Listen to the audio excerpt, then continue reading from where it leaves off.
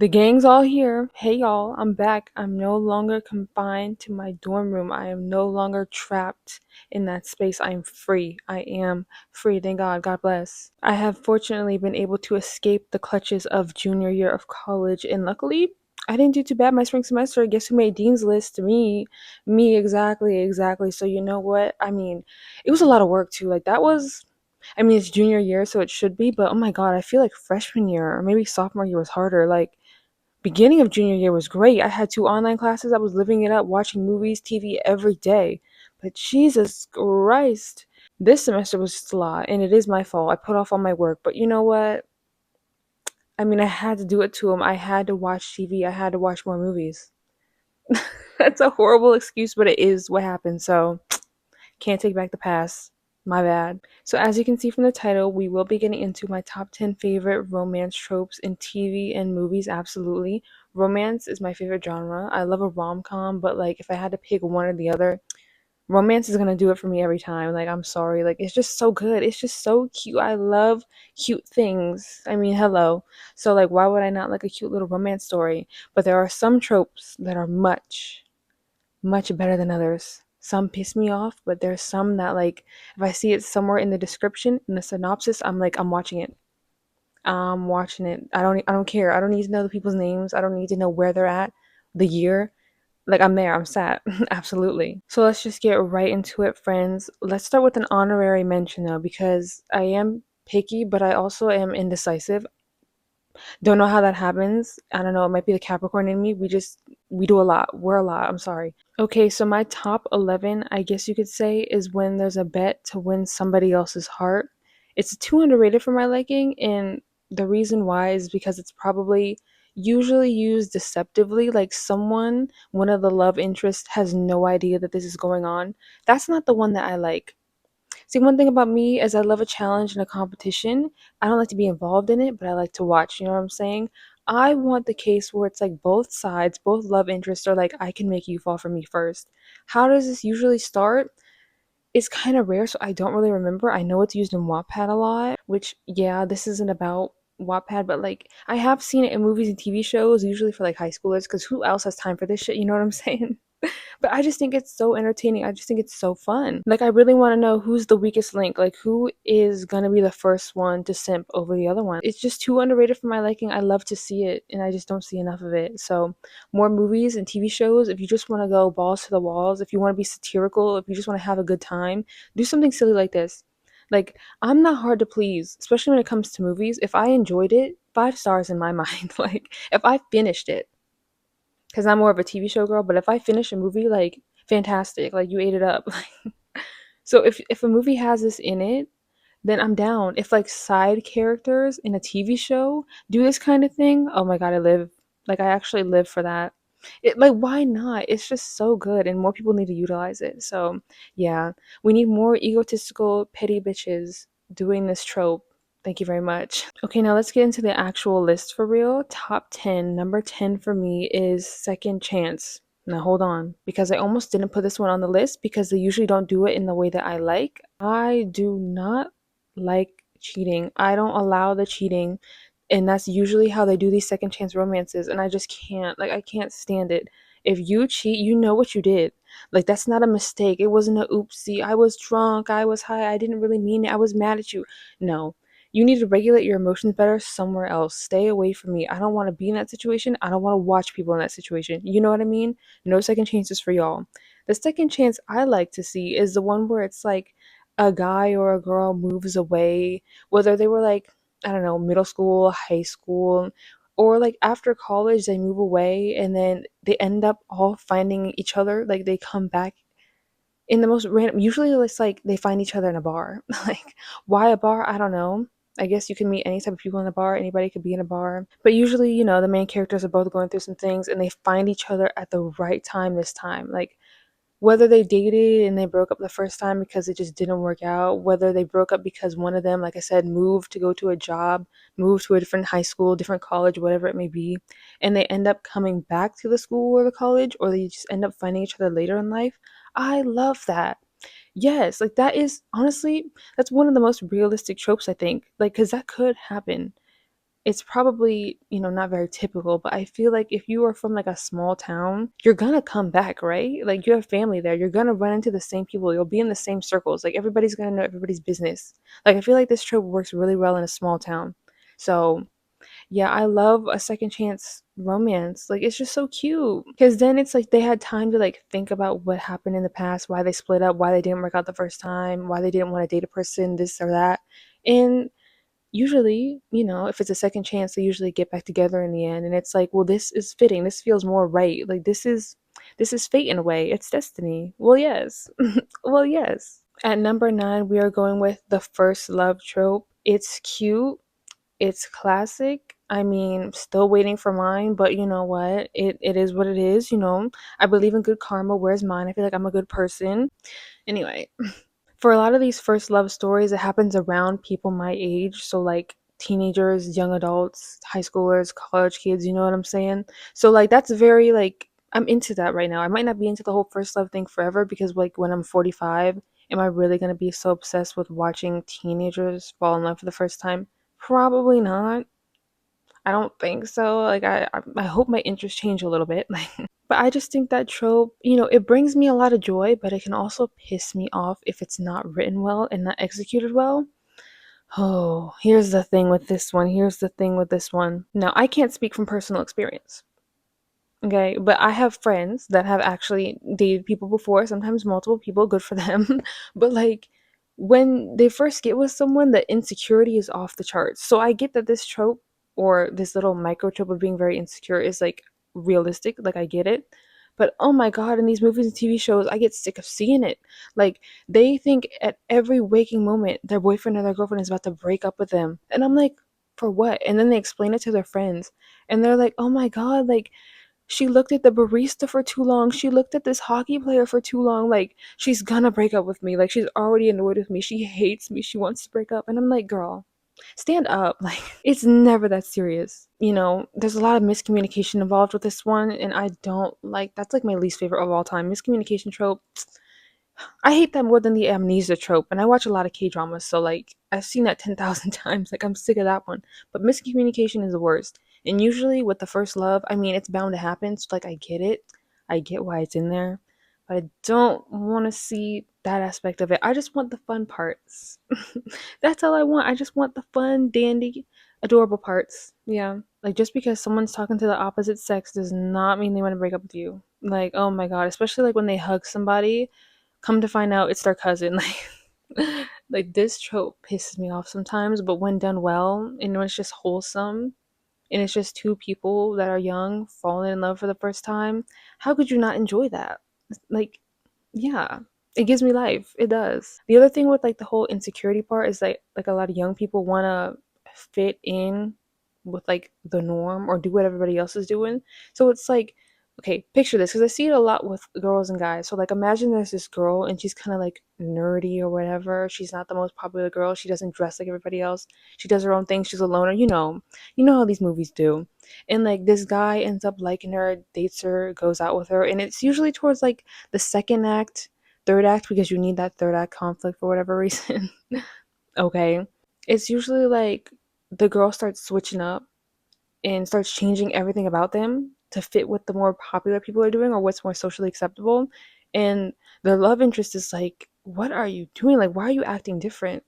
Like, this is not what I signed up for. Like, this is who is this? Like, you're acting brand new. Like, put you back in the plastic. Stop acting brand new. Like, I don't want this. And they're like, well, I thought you were bored of me, or I thought you were gonna get tired of me eventually because, like, look at the way I dress. Like, nobody likes me. And they're like, well, I liked you. Like, duh. Like, why else would I date you if I didn't like you? So, yeah, this trope can kind of piss me off at times, but usually it's not that bad, so it makes my top 10. Number 8 for me is the forced proximity trope. Now, I know this is in a lot of people's top 5, and I do understand why, okay? Like, I'm not hating on it. It's in my top 10, so breathe, because I saw some people's necks just, like, snap, like, like in fucking Gnarly. Yunche and Gnarly is just, like, I feel like a lot of people just got, like, activated, like a sleeper agent or whatever they call them. Like, you just woke the fuck up.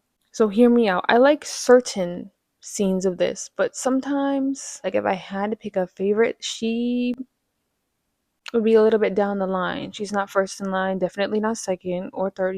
She's like number 8. And the reason that it's in my top 10 is because there's usually a lot of tension building in these scenes, like sharing a bed, being trapped together in a closet until you make up or make out, like you know how they do, being stuck in an elevator together when it's like two roommates and you're the only two left, and it's like, uh-oh, what do we do now? Like, what are we supposed to talk about now?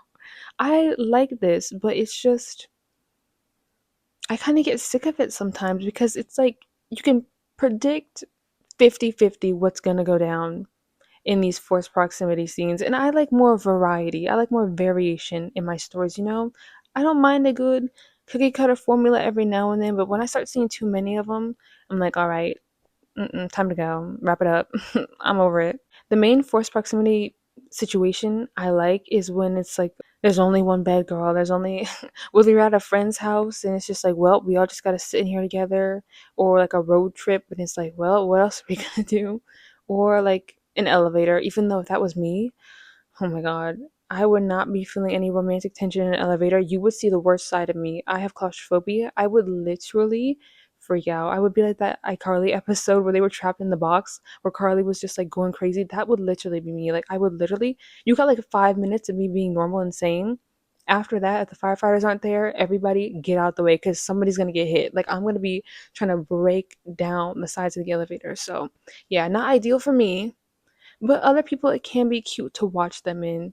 It's just that it gets a little repetitive and redundant at times. And I'm like, okay, like you either start making out or whatever, you get along, you realize you like each other, you admit your feelings, which is beautiful. I love to see it. Great scenes. I love a little confession scene, you know what I mean? Or you realize, oh my god, like I hate this person. Like, ooh, I don't really want to be around them anymore. Get me out of here. And you just have no choice. So like that's pretty uncomfy. Yeah. Number 7 is Forbidden Lovers. Now listen, am I a fan of struggle love? Absolutely the fuck not. Would not wish that on anybody, but some of you guys are like captivated by it. You need to be freed from the shackles of all the bad representation. Just because a man gets chosen in the end in these movies and TV shows does not mean that's the way it should go in real life. Just because one character is more attractive than the other, like, oh my god, everyone's picking the most problematic option. I'm like, girls, wake up. Do you really want this for yourself? Like, y'all like that toxic love. I don't like that. But with forbidden love, it's a little different. You know what I'm saying? I just want to see love win. Like, if it's a queer couple at the front lines, oh my god, at the front lines, I'm weak. Not the front lines. You know what I mean? Like, if this movie or TV show is like a queer couple, and their families are like, well, I don't want to see you date another man, like Heartstopper or whatever, like the sibling. What's his name? Nick's brother, like that. Like, it wasn't really forbidden because he ain't making no fucking rules in the house, but you know what I'm saying? Like, when there's people around you that are like homophobic or shit like that, like, I just want to see love win. Fuck the naysayers. Like, love always wins. So I do like to see the whole forbidden love thing, even if you have to like dip on your families. It's like, well, as long as you have the means to go, then go. If they're kicking you out, now that's another thing. That's very unfortunate. Like that's always not very fun. But if you have the option to go, then be free, girl. Be free. Sometimes if you find love, you just gotta fucking go for it. The other type of forbidden love I really am obsessed with. I love a feuding family. Yeah. Yeah, yeah. Like, don't be beefing with your siblings, don't be beefing with your sons or daughters. Beef with another family. Get into a vendetta. Like, that's what I'm talking about. I want vengeance. Like, I need a good reason. I need the backstory. I want all the lore as to why you do not want your kid to be with this other family's kid. I'm obsessed with that. No, I am. Like Romeo and Juliet, they kind of ate with that one. Like Shakespeare, he might actually be one of the greatest writers of all time. He might actually have cooked with that one. I love two feuding families, especially royal families. Oh my god, yeah. Give it to me now, please. Give it to me now, Rachel. Sometimes they do throw you for a loop. Sometimes they do not end up together. Sometimes somebody dies. It's like, whoa. That's not how I expected this story to go. Like, y'all said forbidden. Like, oh. Or sometimes, like, the ones that I don't really like to watch because they're usually pretty sad are like the whole like the interracial couples. Ugh, those ones really break my heart. Like, damn, is it ever that serious? Like, oh my god, why can't you just let these two motherfuckers date? Who cares? Like, who cares? But some of these families be like, no, like if I see that boy around here, I'm gonna shoot him. I'm like, whoa, whoa, pump the brakes, sir. Like, never that serious. So yeah, sometimes I have to not watch these kinds of stories for my mental health because I just can't. Like sometimes it gets a little too heavy for me. I'm like, I like lighthearted stuff. I like the fun, weird, quirky, satirical movies. Like, oh, that's getting a little too real for me. So yeah, this one's I don't always go for it, but when I do go for it and the movie hits, like it bangs. You know what I mean? For number six, we are going with opposites attract, baby. And for me, when I hear opposites attract, I usually think of differing interests, similar personalities, different aesthetics, maybe a common interest or two, but probably pretty different because opposites, two different sides of the coin, you know what I'm saying? The only opposites attract I really, really don't like is the whole poor girl, rich guy, or vice versa. Like, don't give me that one. I don't really like those stories. I will be watching Maxton Hall, whatever it is, because I am curious, and it did get renewed. So it's probably pretty good. I do know she's like a poor girl going to academy or something, and he's like super rich, super wealthy, like well known, popular. So maybe it'll grow on me. I don't know. Maybe the Germans know how to do it right better than America does. But like with those stories, it's just like, of course you can still have stuff in common with people that are rich or poor, middle class, whatever. Like that's not the problem. It's just like their interactions are just so awkward to me. Or it's like they don't see eye to eye, the parents aren't down with it, people are judgmental, the friends are judgmental, like, kind of not for me. But the opposites attract I like is when they have like two different vibes to them, different looks to them, and when you see them together, you're like, wait, what? How do they even meet? How do they get along? What do they talk about? I love that because it's very unexpected, but it does happen. And I think that's so fun. Like, as long as y'all get along, I love it. If you like it, I love it. Like, I will be sad. I will be watching.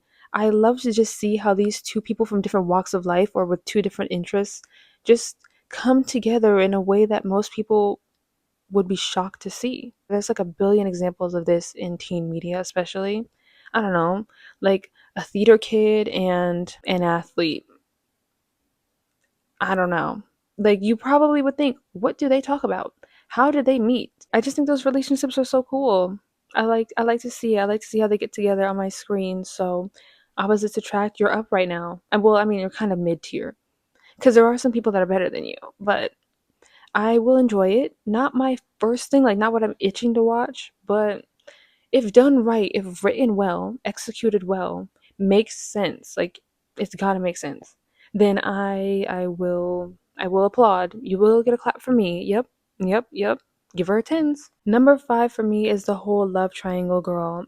Listen, if you asked me this 2 years ago, 3 years ago, 5 years ago, especially young middle school me, that probably would have been my number one. Sorry, I love mess. I don't like to be in it, but I do love to hear about it. The drama that comes with these love triangles is pretty good, but I just think they're oversaturating the market right now. Like I understand. Like it's a great source of conflict for a show. Like I can't hate it. I do enjoy watching it. Like a lot of the shows, some of my favorite teen college shows have love triangles in it, but it's just like they usually go through the same shit and they're never the full triangle. I have rarely seen the full triangle. Like, oh my god, why are so many people afraid to be gay? Like, just do it. Just why not? Like, do it for me. Like, I want to see it. Like, let me see. Like why don't they ever commit? Why don't these writers like just give us a few? I think I can only think of two examples off the top of my head right now. It's pretty rare, and most of the times it's just like with these love triangles, there's only one obvious choice. And that's boring for me. Like make me conflicted. Like these are both really two good options. Like whoever he or she chooses, usually it's like the girl in the middle and then the guys.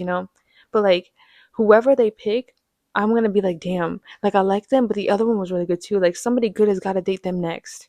That's the love triangles I like. Triangles. But then when you start bringing squares into it, okay, that's just a little too much. I don't care if a character throughout the span of a show dates like five people. If it makes sense, it makes sense. If it works, it works. If the timing's right, sure. But like when you have four or five options at the same time, I'm like, that's too much. That's why I don't really like those harem animes. Like that, it's a lot for me. Like, that's just too much. You're doing a lot. It's kind of giving self insert at that point. Like, what are we doing? 5 people? You're interested in 5 people? No. No, no. No. I said no. You can kill all that right now. Like at this moment, stop. So, yeah, I don't really. Like, I like a love triangle, but I'm not really itching for it as much as I used to because there's just so many times where there's one obvious pick. And I'm like, girls, wake up, like, please. And then they never pick the obvious one that makes the most sense for them. They always want the struggle love, and that's why so many people right now want struggle love and root for the characters. Oh my god, like, media has fucked y'all up. It truly has. Like, sometimes you gotta separate that from real life. Like, oh no, I can fix them. No, you can't. Like, oh, it's tragic. It is a modern day tragedy. It really is. And I think the source of that is TV. Art imitates life, and life imitates art. They go back and forth. So, I need to start seeing some sweeter love stories on my timeline. Thank you. Only recommend me the good stuff. No more the female lead picks the worst option just because she knew him longer. Just because the new guy came in and it was too little too late. I already love this other one, even though they are toxic and messy. Pick the nice guy. Please. Pick the one that's gonna treat you right. Please. Like, oh god, these love triangles piss me off sometimes. So yeah. She was gonna be in my top three when I made this at first, but I was like, I can't because there's just too many times where I'm not satisfied with the ending. Number four, I don't think people are really gonna see this one coming, and you might be like, well, doesn't this fall under opposites attract? Yes and no. I'll explain. So number four for me is like the popular one and the nerd. Yeah. No, because I'm obsessed with it. Obviously, this is more like high school, maybe college, but I mean, why not? Go for it. It can totally happen. I think it's so cute. I love the stories like this because again, it's kind of like, well, how did you even meet?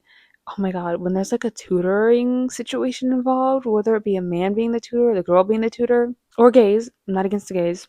I'm obsessed. I do. Oh my god, the tutoring scenes. Just one of those. I don't care how often it happens. It gets me every time, so I'm not gonna complain about it. When the hands accidentally touch, when you're leaning over, being like, "No, this is what the answer is. Which one did you pick? Let me see what you wrote down. Let me read your work." And it's just a nice collaborative effort. Yeah. When the other one's not making the other person that they're tutoring feel dumb. Yeah. When they're just like getting along, and then they're like, "Wait, we're talking too much. We have to like focus on the work." Yeah. Yeah. What I want to see more though is more popular girl nerd boy. I always feel like it's the nerd girl. And it's kind of weird because whenever that happens, there's usually like a transformation the girl goes through, aka taking her glasses off, maybe dyeing her hair, getting it curled or something. Like, okay, what does that do for me? Like you're still you. Like like why do you need to like change them up? Like why can't you just like the nerd the way the nerd is? Like that's weird to me. That's weird to me. Now they do the transformations with the guys too sometimes, yeah, but it's usually with the girls. I want to see more popular girl nerd boys as well because nerd boys are cute. Like educate me on some weird shit I have no idea about. Like why not? Teach me about I don't know how to build a car. Like if you just look at a little bolt and you're like that's a I don't know, mechanics. Don't look at me, but you know what I'm saying? Like that's cute. That's cute. But yeah, I only really like this trope if they don't have to change who they are. But usually, I mean, there needs to be some sort of conflict or like growth. So people like the lesson is like even though they made me change my hairstyle to be more in with their crowd, like I love who I am. I'm a nerd type B. Like like I get it. Like I get it. It's a good lesson to learn. You shouldn't change yourself to fit in with your boyfriend's friends or your girlfriend's friends. But like, okay, like can't we just not have that part included? Like can't it just be a fun love story between a popular bitch and a nerd boy? Like where's that at? Where's that at? Also, speaking from personal experience, usually like at my school, I guess, the most popular people were in like the AP classes with me. Like they were all up in them honors and AP classes. And I'm like, wait, like I this is kind of my fault for not thinking they could be in there, but I was like, oh, they're in here? And then I was like, wait, a lot of the popular people are in like the whole what's it called? Honor society. I'm like, huh, look at that. So you can be popular and smart. Movies always say you got to be one or the other, but what about both? There's not enough movies either where it's like there's a popular person that's a nerd. Well, okay, sometimes they do have it like where it's like a secret. But no, be loud and proud about it. Yeah, you're a popular nerd, and what of it? And what of it? You're a nice person. You're smart. You're funny. You're easy to get along with. Probably attractive. Good for you. Like you got everything. Check, check, check, check, check. Now we're getting into the big three. Oh, absolutely. There's no argument with me on these ones. Like, I don't care what nobody has to say. Nobody's touching these. Number three for me is enemies to lovers. I know a lot of people put that as their number one, or it's expected to be in the top three, but it's for good reason. Like, the drama, the tension, it's so good. When you finally see the switch, first of all, let's rewind. When I say enemies to lovers, I'm not talking about them mimicking somebody, mocking, bullying, picking on, throwing shit at them, embarrassing them in public. No, that's bullying to lovers, and I don't. Ew. That gives me the ick. Stay away from me. Like, ew, I don't want to see that. I'm not gonna root for them. Like, I hold grudges. Like, if I see someone bullying the main character, I'm gonna be like, get them out of here. Somebody go whack them right now. I don't want to see that. Yeah, bullying is different. When I say enemies to lovers, I kind of, again, with the whole royalty thing, if it's like two families that are constantly fighting and there's like a princess and a prince or something that's like, they keep going back and forth with each other. They're like, when I see you, if you come on my land, it's on sight. Like, we're going to get you. Like, I like that way more. Is it toxic? Absolutely. But it's part of the genre. Like, when I say enemies to lovers, I'm not talking about realistic fiction here. I'm talking about like Casey undercover type shit. Like, where Brett was assigned to eliminate her. Yeah. Yeah. Like it's a spy show. What else can you really do? One of my favorite ships ever was Casey and Brett. Like the acting was tea. It was so good. They were so cute. Yeah. I'm pissed that like he was barely in it after like what season one or two when he kidnapped her. No. Again, I don't fuck with this shit in real life. But like in a spy movie, you gotta give it to him. Like you gotta do it. There's just so much good tea there. Like it's delicioso. Like I num num num devour it every time. I do. Or when I say enemies to lovers, you gotta give me like Alejandro and Heather on Total Drama Island World Tour. Oh my god. Like they were at each other's throats the whole time. They were both literally determined to the other person to win the $1 million. And they ended up falling in love in the process. Would you look at that? Well, Alejandra was more down bad than Heather was, but she was into him too. And that's the type of enemies to lovers I'm trying to see. Like, it's got to be heinous stuff going on. like I need to be kicking and squealing when I finally see the romantic tension. Like when somebody finally admits, like, okay, I don't really see you as a target anymore. Like I actually like you, and I may protect you, but we're gonna have to keep it on the down low. Num num num num num. Yeah, yeah, yeah. That's the only toxicity I let slide with these romance tropes. That's the only one I will allow. The enemies to lovers. If it's real enemies, cutthroat. No playing around. Number two, if done right, which is why I almost hesitated to put it here, but I do love to see it regardless. Friends to lovers. Yeah, it might be one of the most basic tropes out there, but it's so wholesome to see friends. And mind you, when I say friends, I'm not talking about childhood friends. Usually one of the people likes the other love interest for like years, like their entire life. And I'm like, are you kidding me? You've never once told them. You never once told them you had a crush on them. Really? You had all this time. You've seen how they flirt with people. You don't know if they like you back or not. Like, come on. I don't like that. No. No, don't give me childhood friends. I'm just talking about like friends. Maybe like if they were in high school, they were friends in middle school. They met in middle school and now they're in high school and they're like growing, maturing, and like the feelings just finally come because puberty is a bitch. Man, once those hormones start kicking in, once you start changing and growing, if you've seen someone through middle school and you're like in high school now, if you've seen them through that whole phase and you're like, I still like you or I finally like you, that's a marvelous thing. Like that's gotta be like that's real love right there. You've seen someone in middle school. God, I don't know about you. Nowadays, middle schoolers wearing like what's that thing in Sephora? The elephant thing. They look way different than they used to. Me, I used to have them big ass colored headbands on every day, ponytail, egghead. Like it was bad. It was real bad. So if there was someone I knew in middle school that wanted to still like get with me in high school, I'd be like, damn, that's real love right there. Cause you saw all that and you were like, yeah, I still want you. Like that's crazy. Yeah. So when it's friends to lovers like that, or like new friends and they want to be friends first and then maybe one day Approach lovers, yeah, I eat that up too. Absolutely. Because it's like it's always lingering in the back of their minds, but they're like, should I test it? Should I not? And then one person tests it and it's like, oh, that went horrible. And then the other love interest is like, wait, I thought I hated that, but maybe I didn't. And now it's awkward. And then one of them gets a boyfriend or a girlfriend and it's like a whole mess.